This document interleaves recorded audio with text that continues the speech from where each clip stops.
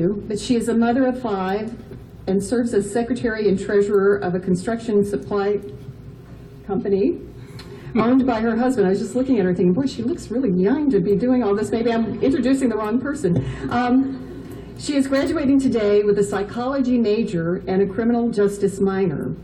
Whoa. She is the recipient of the Excellence in Psychology Award, has been on the Dean's List from 2008 to 2012, and received Chancellor's List honors from 2011 to 2012. She was inducted into the Psychology Psi-Chi International Honors Society, was published in Quintessence, an annual publication recognizing the best in student writing and artwork, and is co-founder and president of RAH, a non-traditional student organization. I should also mention that she has a perfect 4.0 grade point average. So please welcome our senior speaker, Cherith Dilley.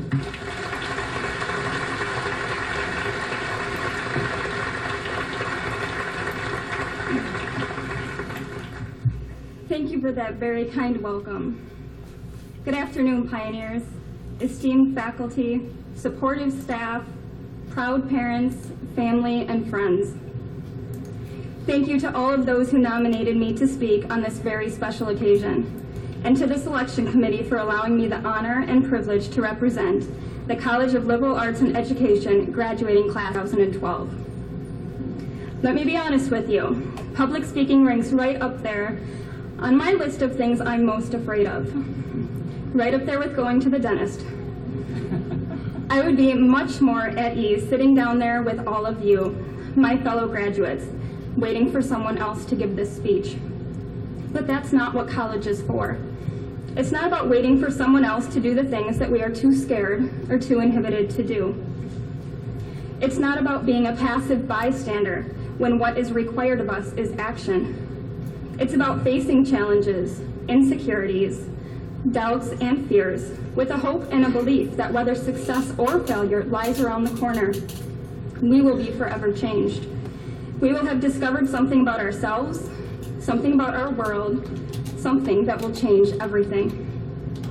Your paths to college may have been very different from mine, but here's where we are the same. We came here searching for freedom and independence, for respect, for knowledge, for a career and a better life, and ultimately we came here searching for ourselves, to discover what it is we are truly made of. 4 years ago, like most of you, I headed off to college. I still remember my first day. I walked into environmental ethics and sat down in the back. Really what I wanted to do was hide underneath the table. My hands were shaking, I had butterflies in my stomach, and I struggled to speak my name during introductions. I was 10 years older than most everyone in that classroom, and I was confident no one else had a spouse, not to mention 5 children. Nevertheless, there I was. A long-awaited dream of going to college was finally a reality. I had longed to have a conversation with adults that had nothing to do with sippy cups, soccer practice, or Blue's Clues. Dare to dream, right? But with dreams often come doubt. Several times during that first semester back at UW-Richland, I questioned what in the world I was doing there. I felt nearly paralyzed by even the mere possibility of failure. I wanted to quit. I recall standing in my kitchen one night after class when my husband said to me, just stick with it, give it 1 semester, and then if you decide it's not for you, at least you can say you tried. And that's exactly what I did. Back before all my time was spent reading textbooks, many a night was spent reading children's books. The goodnight stories in the books we read to children, and perhaps your parents read to you, contain simple, fundamental life lessons. One of my favorites is The Missing Piece by Shel Silverstein. For those who never read it as a child, and haven't had the good fortune of reading the same book 6,000 times to your kids just yet, let me share a bit of it with you. It was missing a piece and it was not happy. So it set off in search of its missing piece. And as it rolled, it sang this song. Oh, I'm looking for my missing piece. I'm looking for my missing piece. Heidi-ho, here I go, looking for my missing piece. And because it was missing a piece, it could not roll very fast. So it would stop to talk to a worm, smell a flower, and sometimes it would pass a beetle, and sometimes the beetle would pass it. And this was the best time of all. Remember, life's about the journey, not the destination. Don't roll through life so fast that you miss out on the best parts. Take the time to meet people and build relationships. I've never met a single person I couldn't learn at least something from. The best times of your life will be those moments spent strolling along and sharing your lives with those whose paths you cross. You might fail to change the world, but if you succeed in changing just one person's world, then you will have truly found success. And on it went, over oceans, through swamps and jungles, up mountains and down mountains, until one day, lo and behold, I found my missing piece. It's saying I found my missing piece, so grease my knees and fleece my bees. I found my... Wait a minute, said the piece. Before you go greasing your knees and fleecing your bees, I'm not your missing piece. I'm nobody's missing piece. And even if I was somebody's, I don't think I'd be yours. Rejection. It is simply part of the journey. Who here in this room has never faced rejection? We are not headed out into a world full of available jobs and friendly faces. Here today, we are at the top of our college climb, but tomorrow we begin a new phase in our lives. Be confident in who you are, in the skills that you possess. Never give in to the temptation of becoming what others would have you be. Give yourself permission to be different, to be unique. And then one day it came upon another piece that seemed to be just right. Hi, it said. Hi, said the missing piece. Are you anybody else's missing piece? Not that I know of. Well, maybe you want to be your own piece. I can still be someone's and still be my own. Well, maybe we won't fit. But it fit. It fit perfectly. And away it rolled. And because it was now complete, it rolled faster and faster than it had ever rolled before. So fast that it could not stop to talk to a worm or smell a flower. Too fast for a butterfly to land. We will find pieces that fit on occasion, or at least seem to. Maybe what fits is a new relationship, the job we always wanted, the money we worked hard for, a shiny new car, power, or prestige. I'm not suggesting these things are not worthy of pursuit, but let's not lose ourselves to things. There are consequences, either positive or negative, for every choice we make. There's always a trade-off, an opportunity for regret. Live an intentional life. Leave footprints for others to follow. Be remembered for what you added to this world. In life, you get what you give. Oh my, now that it was complete, it could not sing at all. Aha, it thought, so that's how it is. So it stopped rolling, and it set the piece down gently and slowly rolled away. And as it rolled, it softly sang, I'm looking for my missing piece, I'm looking for my missing piece. Heidi-ho, here I go, looking for my missing piece. Be open to the possibility that those missing pieces that you sought out with such fury will turn out to be less than expected. You see, there really are no missing pieces, just pieces. Not a single day should be wasted in search of the one thing that will complete you. You already have everything you need. Who, upon finding what they had been looking for, continues to search? No one. So instead of wishing you a life where you find everything you're looking for, I wish for you an amazing adventure that keeps you searching. I wish for you rainy days that bring new life and storms that teach you to stand steadfast. I wish for you most defeat so that you learn the fine art of humility.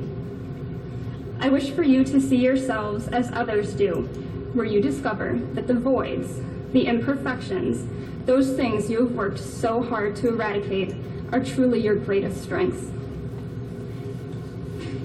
Take the time to reflect upon your experiences at this great university. What things will you remember the most? The answers to your exam questions? Probably not. But the skills needed to ace that exam, those will last a lifetime. You might recall the all-night study sessions with friends, the shenanigans you didn't write home about, the sight of the squirrels that have undoubtedly taken over our campus, how to fill out a Scantron. In fact, you can probably do it blindfolded and standing on your head by now. The sound of a cell phone going off in class and thinking to yourself, thank God that's not me. You will remember all of the good times. As we prepare to leave this place, this amazing place that has changed all of our lives, where we have had a phenomenal group of faculty and staff to support and encourage us, where hard work, commitment, and integrity have been modeled so beautifully, remember the many examples that have been set forth. Remember who and what it is that you represent. We owe our best to this school and its administration, to our professors, and to each other. Now, don't get me wrong, my best and your best does not mean perfection. It doesn't exist. But your best effort, that's easy. Just be yourself. The cream always rises to the top. Find the time to thank all of those people who have played a role in helping you achieve your goals, with whom we share today's successes.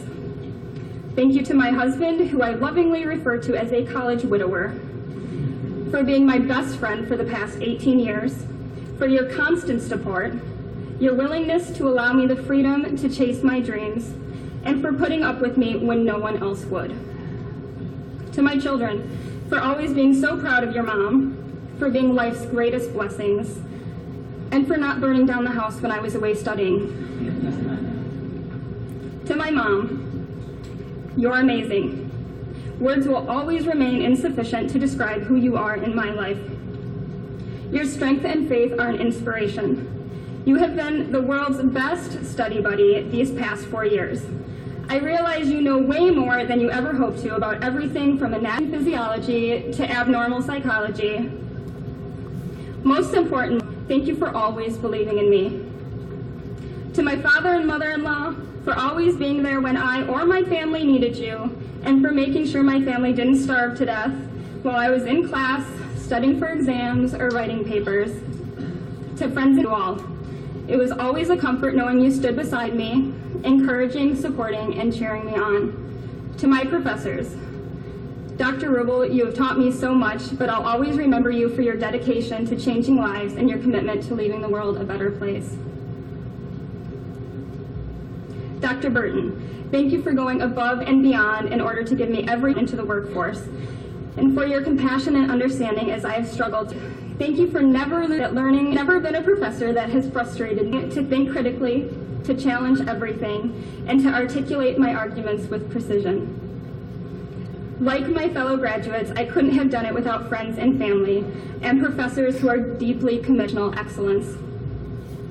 In closing, I would like to leave you with the last message my dad would ever leave on my phone, as he passed away last month. We are not promised tomorrow. These kinds of things just happen to people. But at least if we have to go, we go knowing the truth. Just hang on, keep your courage, and have faith. Take it one day at a time, kid, and you'll be okay. Congratulations, class of 2012. You've done well. Be proud. Today is worth celebrating. We have climbed to the top of this mountain. But if tomorrow should come and you find yourself in the valley, smile. Remember all you've learned here and start climbing.